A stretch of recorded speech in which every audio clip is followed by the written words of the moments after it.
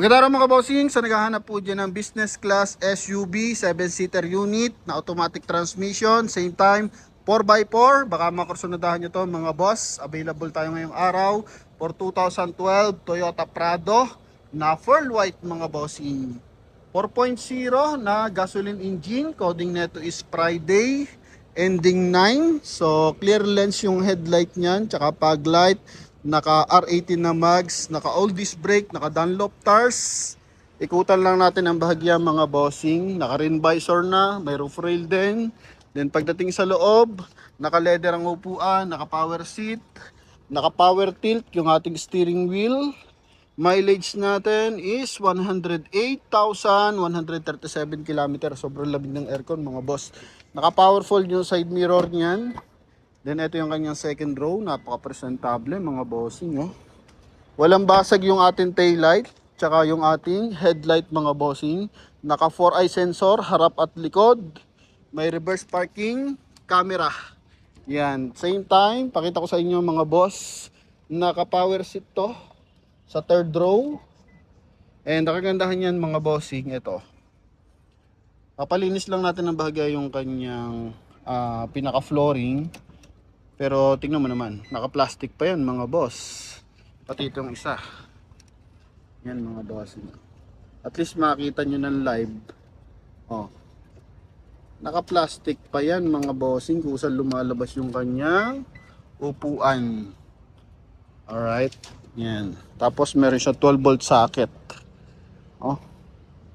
BX variant. Bale, kasama pa to mga boss. Yan, ito kasama yan. Pang-cover yan sa likuran.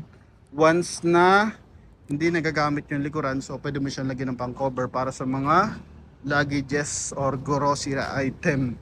So, price lang natin dito mga bossing, 1,340,000. Kasama na dyan yung transfer of ownership. Okay, so magkabilaan, naka-power seat yan. Then, naka-aftermarket na leather pa yan mga boss. May isa pa leather yan sa ilalim mga bossing, no? Yan, so sa mga nagkaka-interest, pwede kayong tumawag sa akin after nyong mapanood yung ating full review. So front area muna tayo. Naka-chrome yung ating front grille mga boss. Ito yung 4 na sensor na binabanggit ko. Yan, 2, 3 at 4 mga bossing. So pinaka-blind spot assist yan mga boss. Para kung sakasakali may sumisingit, so nadedetect ng ating driver, naiiwasan yung collision. Then pagdating nga sa lens, yan, clear lens yan, pati yung kanyang fog light. So dito, may maliliit lang siya na gas-gas mga bossing. Yan o, mga kalmot pusa. So kung di naman kayo maselan sa pintura, yan mga boss, pwede sa inyo. Pati sa hood. Tsaka pag pearl white mga bossing, may portion dyan na naninilaw. Lalo na kapag ulan araw yan mga bossing, no? Hindi may iwasan yan. Then, may signal light yan sa kanyang side mirror. Pagdating dito sa side, naka 6 stud. And nabanggit ko naman, R18, na kulay silver ang mags. Naka 2018 series din yung gulong na Dunlop tires mga boss. 85% tread life pa, makapal pa mga bossing. Pwede pa sa long drive yan. Tapos, may rim visor, may roof rail. So, punta tayo sa ating interior. So ito yung ating interior mga boss. Door panel, napakalaking hand grip. Door opener na chrome. Power window. Kulay brown na parang leather na may halong fabric mga boss. Mga bossing, no? Medyo malambot kasi siya eh. Ito leather. Ito pala may pagka-plastic mga bossing, no? Yan. Tapos dito sa ating steering wheel, yun nga, naka-power tilt yan. Okay, tapos yung ating cruise control. Okay, tapos dito naman sa ating meter cluster, yan, kulay green tsaka kulay white na LED lights ang naka-combination color mga boss, no? Then, push start unit. Buksan lang natin yung ating window. Ito yung kanyang susi. Dalawa available natin susi mga boss.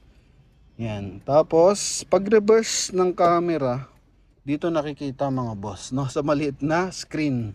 So totally naka 1 din audio system tayo mga bossing. Naka dual airbag dito sa dashboard, tapos meron siyang speaker sa kabilang side tsaka dito. Then naka Rear view mirror to, automatic adjust si rear view mirror para kung yung sumusunod sa atin, sobrang liwanag ng ilaw, mga boss, mga naka-LED, so masakit sa mata yan, dito ko saan yung ina-adjust, no? Para at least maiwasan yung distraction ng driver. And dito naman is sun visor with mirror, with light. Okay, sa mga hand grip, maayos. Sa ating ceiling, napakaayos niyan. Then dito, ito mga bossing, naka-plastic pa mga boss, oh. Kayo pa yung magtatanggal. Oh, although accessories lang yan. So, all goods pa rin mga bossing. So, masyadong maingat yung may-ari nito mga boss. So, 108 ang mileage nito. Meron tong service record mga bossing. So, punta tayo sa ating second row. Pakita ko lang.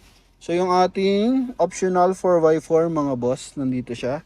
Tapos dito naman center console, handbrake. Tapos 12 volt socket, AUX mga bossing, napakagandang armrest. Yan mga boss, no? Okay. Ito. Laki. Para komportable yung biyahe. Tapos switch ng ating hazard.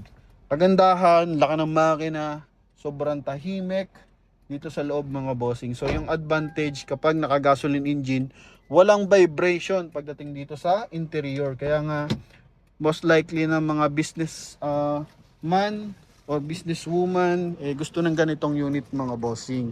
4x4 na, maganda pa sa long drive mga boss. Tapos yung comfortability mo nandiyan na rin. Add natin mga bossing, meron siyang ilaw sa side. Nabanggit ko na nakaraan yan mga bossing no?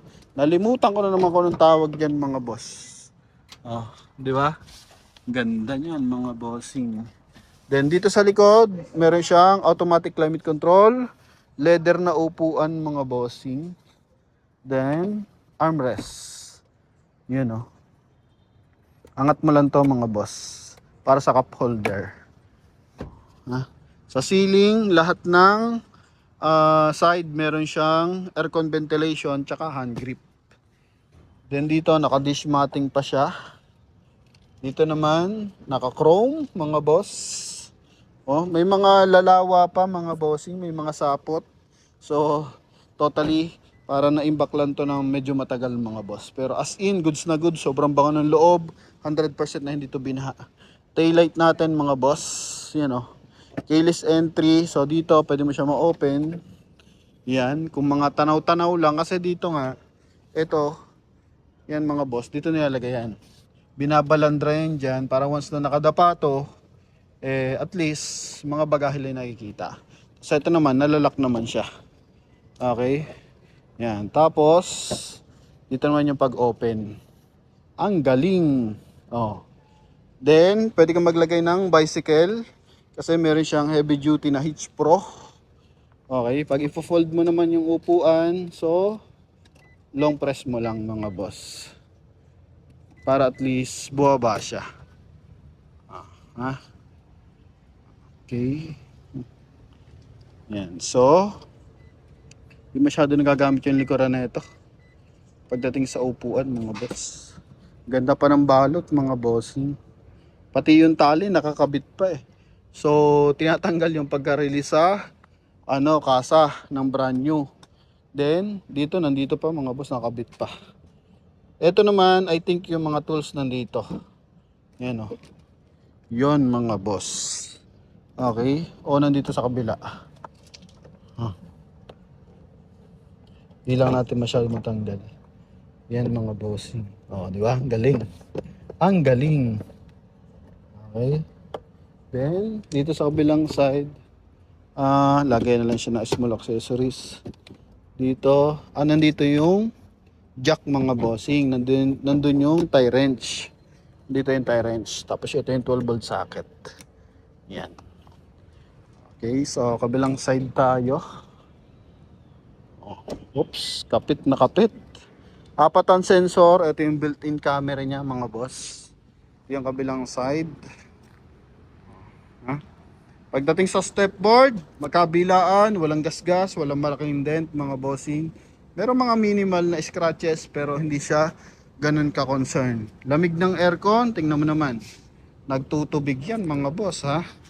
Oh. Lahat ng window, naka-Toyota mga bossing. Pag pupunta ka sa likuran, so pwede kang dumaan dito. Yan oh, bilis. 'Di ba? Ito pa yung floor matting niya. Oh, release din yan sa Toyota Casa mga bossing. Sobrang lambot. Oh, dito, pwede rin pala dito mga boss, no? Pwedeng pag itutulak. Yan. Tapos dito, net, lagyan ng mga documents, magkabilaan. Sobrang presentable. Window, sobrang responsive. Yung binabanggit ko para siyang rubber na may konting goma. Yan mga boss, oh. May konting gas-gas lang. Oh. Kaya hindi siya pure plastic mga boss. Then dito, ganyan lang din mga bossing. Power seat magkabilaan. Oh, may leather pa to sa loob mga boss. Oh. Huh? Alright, so ito yung kanyang dashboard. Presentableng driver side, tsaka front passenger side. Siyempre, check natin yung kanyang engine bay. Yan, so kung maganda interior, exterior, na-discuss natin, siyempre, hindi natin pwedeng palapasin yung kanyang engine bay mga boss. Dito lang, meron siya may dilaw-dilaw. Yan, so ganyan kasi pag pearl white yung mga kantuhan yan, most likely. No? Ito yung ating switch ng hook pala, sorry. Para sa ating hood. Yan. So, nasa akin kasi yung susi. Kaya siya nag-alarm. Nasa loob pala. Sorry. Ito yung ating V6 engine. Tingnan mo naman. Walang katagas-tagas. Hindi pa niya nadidetail. Naka Motolite XL. Pati dito sa kabilang side. So, 4.0 aspirated na gas engine mga boss. Yan. Ha? Wala yan.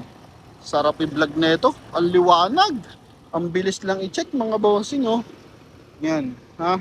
Pati dito sa mga panel. Klarado. Walang talsik ng pintura. Walang repair mga boss. Buong insulator natin. So nandito yung ating engine displacement. 3956. Equivalent of 4.0 mga bossing. Ha? Yan. So sa mga buyers and viewers natin dyan, naghahanap ng maraming gandang riding comfort. Same time, talaga bang pag tiningnan mo, business man ang datingan. Yan, eto na mga bossing. Mapa rough road, mapa highway, garantisado to mga boss. Alam naman natin, Toyota yan. Talagang swabe, manakbo yan mga boss. Basta alagaan lang din natin sa maintenance mga boss. So sa lahat ng interesado, 1,340,000 kasama dyan yung transfer of ownership. So dati nandito na to kasi dito yung binablog kasi presyo nila 1.6 mga bossing. Oh, so ngayon binaba ng presyo nandyan si Promote PH kapag ganun mga boss, no? Pero quality to mga bossing, nakaraan na test drive ko na rin to So sa lahat ng interesado mga boss, thank you very much. Comment lang kayo or may kung gusto ko i-correct, i-comment nyo lang. Then sa ating mga buyers dyan and viewers na nasa Middle East, so patuloy po tayo mag-iingat and ipag-pray natin na itigil na ang gera mga boss. So yun lamang mga bossing. Bye bye.